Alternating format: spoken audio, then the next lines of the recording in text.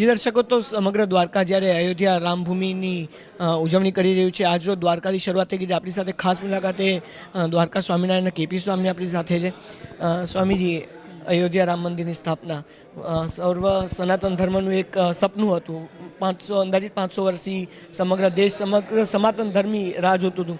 આજે એ સપનું સાકાર થવા જઈ રહ્યું છે. દ્વારકાથી આ ઉજવણી શરૂ થઈ ગઈ છે. આજે 1 મહિનાની રાહ છે, તો પણ સમગ્ર દ્વારકા રામમય થઈ અને ઉજવણી ચાલુ થઈ ગઈ છે. શું કહેશો? સૌપ્રથમ તો સૌને જય દ્વારકાધીશ, જય જય શ્રી રામ. સમગ્ર ભારત વર્ષ નહીં પણ સારા એ વિશ્વને માટે એક ઐતિહાસિક દિવસ એટલે 22 જાન્યુઆરીનો દિવસ. આજે 500 વર્ષનો આ સંઘર્ષ, 500 વર્ષની આ લડાઈ, એની ફલશ્રુતિ શું હોઈ શકે? પરીક્ષા તો બધાની થાય, પણ પરીક્ષાના ફળ સ્વરૂપે શું આપણને મળતું હોય છે?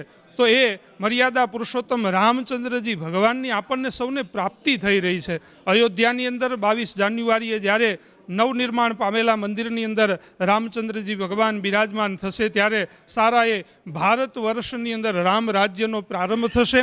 કારસેવકો હોય, હિન્દુ સમાજ હોય, સાધુ સંતો, એ કરેલું જે મિશન, આપેલું જે યોગદાન, એનું ફળ જ્યારે મળવા જઈ રહ્યું છે, ત્યારે સાધુ સંતો, વિશ્વ હિન્દુ પરિષદ, બજરંગ દળ, બીજેપી હોય, RSS હોય, એમના માધ્યમથી ઘણા વર્ષોની આ લડત, એ લડતની ફલશ્રુતિ સ્વરૂપે જ્યારે રામચંદ્રજી ભગવાન જ્યારે 22 જાન્યુઆરીએ નવનિર્માણ પામેલા મંદિરમાં બિરાજમાન થશે, ત્યારે મર્યાદા પુરુષોત્તમ રામચંદ્રજી ભગવાન બધા ઉપર કૃપાનો વરસાદ વરસાવશે અને ભારત વર્ષમાં રામ યુગનો પ્રારંભ થશે, રામ રાજ્યનો પ્રારંભ થશે. અને એનો પ્રારંભ ભગવાન દ્વારિકાધીશના સાનિધ્યમાંથી જ્યારે અક્ષત વિતરણનો પ્રારંભ થયો છે, ત્યારે એ અક્ષતના કળશો અહીંથી સમગ્ર ઓખા મંડળ અને સારા એ દ્વારકા શહેરની અંદર વિતરણ કરવાનો પ્રારંભ થયો છે. ત્યારે પુનઃ આપ સૌને મર્યાદા પુરુષોત્તમ રામચંદ્રજી ભગવાનના નવનિર્માણ પામેલા મંદિરના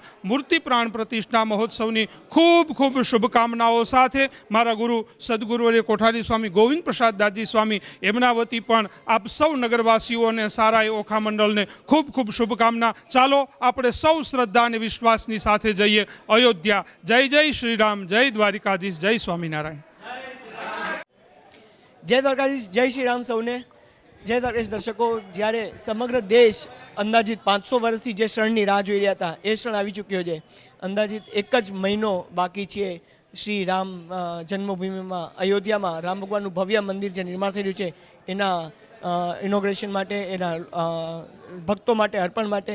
ત્યારે દ્વારકા શહેર કેમ પાછળ છે? 1 મહિનો બાકી છે અને દ્વારકા શહેરમાં આજથી જ રામ મંદિર, અયોધ્યા રામ મંદિરની જે ભવ્યતાની ઉજવણી શરૂ થઈ ગઈ છે. આપણી સાથે દ્વારકા શહેર ભાજપ પ્રમુખ વિજયભાઈ બુજર છે. વિજયભાઈ, અંદાજિત 500 વર્ષથી સમગ્ર દેશ જે ક્ષણની રાહ જોઈ રહ્યો, તો એ ક્ષણ આવી ગયો છે. દ્વારકામાં આજથી જ આ ઉત્સવની ઉજવણી ચાલુ થઈ ગઈ છે. શું કહેશો?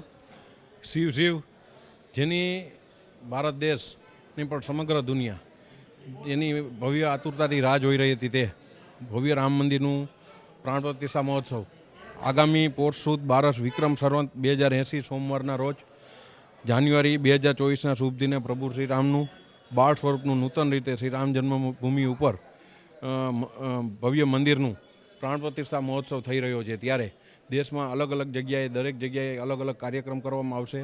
તેમાં દ્વારકા શહેરમાં પણ દરેક વોર્ડ વાઇઝ અયોધ્યાથી જે આવેલા અક્ષત, ચોખા અને કંકુ તે ઘરે ઘરે પ્રસાદી સ્વરૂપે પહોંચાડવામાં આવશે. તે ઉપરાંત તારીખ 22ના રોજ રામધૂન મંદિર ખાતે ભવ્ય શોભાયાત્રા, શ્રી રામ ભગવાનની ધજા તેમજ રાત્રે વિશેષ રામધૂનનું આયોજન કરેલ છે. તો આ ભવ્યથી ભવ્ય કાર્યક્રમમાં દ્વારકાવાસીઓને શહેર ભાજપ પ્રમુખ તરીકે આ કાર્યક્રમમાં સૌ તન મનથી જોડાય અને આ કાર્યક્રમને ભવ્ય રીતે આપણે ઉજવીએ અને પોતાના ઘરે કંઈ વધારે નહીં તો 5 દીવા પ્રગટાવી અને શ્રી રામ જન્મભૂમિની આપણી આ ક્ષણિકને યાદગાર બનાવીએ અને જે દિવાળી જેવો માહોલ આપણે દ્વારકાવાસીઓ બનાવીએ અને આ કાર્યક્રમમાં સૌ પોતાની હાજર રહીએ તેવું દ્વારકા શહેર ભાજપ પ્રમુખ તરીકે મારું ખાસ આમંત્રણ છે.